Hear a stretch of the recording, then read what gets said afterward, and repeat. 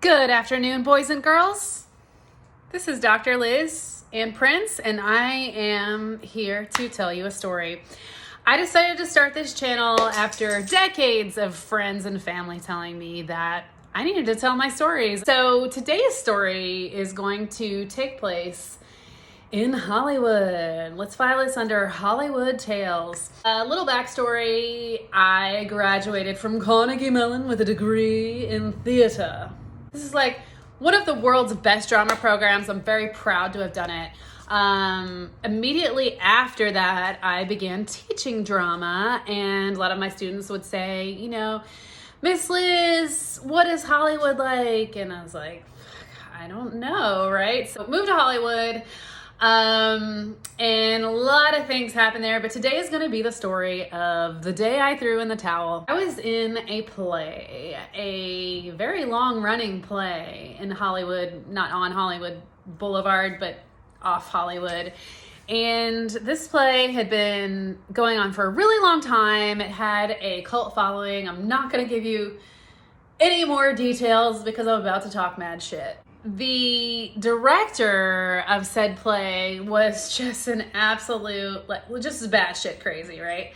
But I was like, let me give it a shot. It seems like a steady gig. It actually has like a real address. Side note, no one was being paid. None of the actors were paid in this production. There were 2 shows every Friday and 2 shows every Saturday at 8 and 10:30 respectively. One of the weird things that was going on was that this director, who was, an aging queen, probably in his 50s, would show up. Well, first of all, I wasn't sure if he was living in a theater, low-key living in a theater too, because he was also a hoarder. And the backstage area was just absolutely crowded with all these personal items, personal junk. Sometimes it seemed like people had been sleeping there. I say people because he always had a boy toy kind of flavor of the month. And the flavor was chocolate, okay? And I mention that because at first I was like, you know what? I'm proud of this guy. I'm proud of this guy because he's from the South, an older generation in the South. He's had the courage to be gay. He's also had the courage to date interracially. So at first I was like, you know what? Good for you. But after a while, things just started to feel pretty icky. These guys would just come and go once a month. And I wasn't entirely convinced they were gay either. And so it just didn't feel right. It was the only paid role there, I guess, if you will, because they were the production assistants. So they odds and ends, key grip, if you will. He really loved hot dogs. So he'd this is true. So he'd also send them to get his hot dogs and things like that. And I would just be like, oh my gosh, what have these guys traded for this job? And, before anyone gets up in arms, oh my God, this is a racist story and all that. Listen, there were definitely people of color in the play also. Okay. They were working for free. We were all working for free. And everyone in Hollywood, at least at our level in Hollywood, is exploited. I was working at least 12 hours a week for free. In fact, I was paying to work.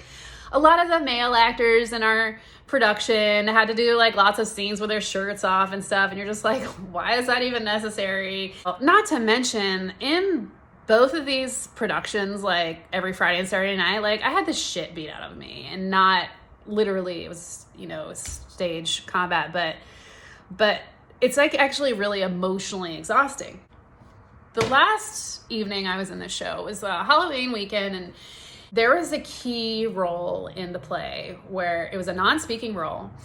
And the person would come on stage just for a couple of minutes, and I was to make out with this person. Didn't say anything, but that makeout scene was absolutely critical for the subsequent action, the sequence of inevitable events that would occur after that.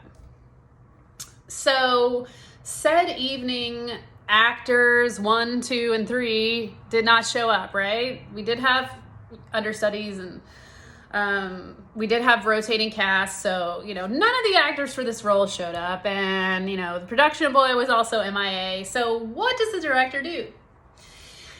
The director pulls a homeless man out of his van, off the street, to do this role. I mean, that homeless guy's probably like, fucking A, this is great, look at me. 1 minute chilling in my van, the next minute I'm in a Hollywood production. And that's just the way it works sometimes, right? I didn't really have a problem with that. I get it. Like, okay, sometimes shit needs to just be gritty or authentic, you know? So fine. There's, you know, I'm opposite a homeless guy, even though I spent, you know, $130,000 on my theater education. Got over that. But what I couldn't get over was the fact that I was supposed to make out with this guy, right? I didn't know it wasn't going to happen. Not just because he was homeless, but because he had very negligent hygiene and also a skin disease, okay? That was like very apparent. I don't know what it was, but it was wrong. It was cracked and scabby and just like some medieval contagious shit that you don't want to make close contact with. So I didn't bitch about it. I wasn't, you know, a prima donna or anything. I just solved it with my theater skills and did a stage kiss. Okay, so just turned down stage of the guy, close proximity, tilt head side to side.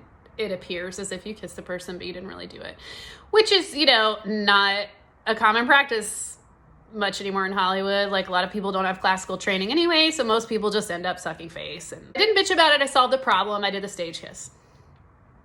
End of the night, the director gives notes, and that's usually, typically, like in school especially, that had been my favorite part of the show, because you just learn a lot. And you know, I was with brilliant theater minds, and you know, it was always really stimulating to me to get notes. But this guy's version of the notes, this director, were never educational. They were always just like a rant about X, Y, or Z. And I should also mention at this time, like, a lot of us were hanging on in this production and had been in this production so long because he was dangling movie ops in front of us. And he was saying, you know, the play was going to get made into a movie 100%. He was already talking to this name, that name, this name. He had us come in for screen tests. And so he was kind of dangling that carrot in front of all of us. So this particular night, his rant was directed at me. He leans back and was putting his hands in his, like, his shirt, his, like, in his lapels, and he'd be like, so tonight, Lindsey, okay, not my name, right? I've been in this man's play for a year, been in at least 100 productions, and he doesn't even have my name right? So he's like, Lindsey apparently thinks she's too good for the role. She couldn't commit to her role in the most critical scene in the play. If any of you think that you're too good and have her kind of attitude problem, then there's the door. So that's it. I took my final exit. And the next day, I just sat down and had to have a really hard conversation with myself. And was like, you know what, Liz, like, if push comes to shove, okay, the hour of truth. Imagine you're sitting in Weinstein's office and he's like, you are about to be the lead in the next blockbuster if you give me a BJ. Would I do it? And the answer that resounded from inside my soul was hell no. Wouldn't do it. Not gonna do it. I just reached my threshold. I was like, you know, I guess that means game over for me. Like, unfortunately, I had been exploited in subtler ways for, you know, minor roles, and it was already just feeling like too much. It was just feeling like, you know, I'm too smart for this. I deserve respect. I deserve a steady income. So I threw in the towel and decided to invest more of my time in yoga and go get my doctorate in physical therapy. So that's how that story ends. It's sad. I look back sometimes and think, God, you know, like, I had a really good education. I had so many stars in my eyes and really gave it the old college try. But, you know, even in 2008, the industry was just not a humane or fair industry. And I just felt like I was losing one piece of my soul at a time. So, yeah, I was willing to starve for my art and, you know, do crazy stuff, but I was not willing to degrade myself.